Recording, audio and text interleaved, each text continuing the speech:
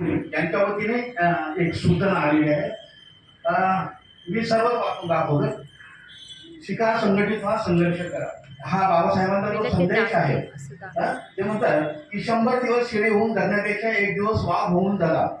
जो इतिहास विसरतो तो इतिहास कधीच निर्माण करू शकत नाही. तर त्या बाबासाहेबांच्या संदेशाला अनुसरून पुढे पेशवाईचे राज्य आले. अनंतर देखील अतिशूद्र झाले. थुंकी थुंकाया गडी गाळगे ते पुन्हा नाश ना डुंगरी थाप होते. तर हे त्या काळात होतं. तर असे क्रांती ज्योती सावित्रीबाई बोलले आहे, हे खरं आहे.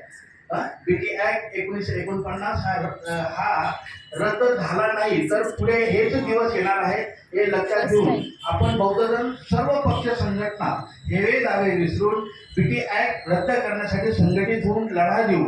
मागील 3 वर्ष स्वतः लढणारे ऑल इंडिया बुद्धिस्ट फोरमचे जनरल सेक्रेटरी उपासक आकाश लामाजी यांना आपण महाबोधी विहार मुक्ती आंदोलनाचे प्रबोधन करण्यासाठी शनिवार दिनांक 12 जुलै 2025 सायंकाळी 5 वाजता, पुन्हा ऐका, शनिवार दिनांक 12 जुलै 2025 सायंकाळी 5 वाजता गणेश कला क्रीडा मंच स्वारगेट पुणे येथे आमंत्रित करीत आहोत. तरी बहुसंख्येने या कार्यक्रमात उपस्थित राहिले ही विनंती. आपले विनीत महाबोधी विहार मुक्ती आंदोलन प्रबोधन समिती पुणे.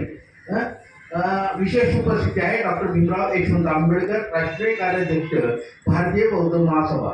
तर मित्रांनो, ह्या कार्यक्रमासाठी सुद्धा ही सूचना अतिशय महत्त्वाची आहे. यानंतर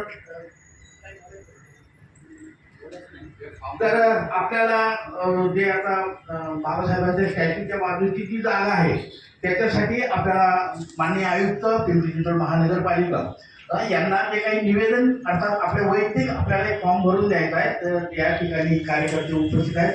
तर ते आपल्याला ते फॉर्म देतील. यानंतर कार्यक्रम संपला.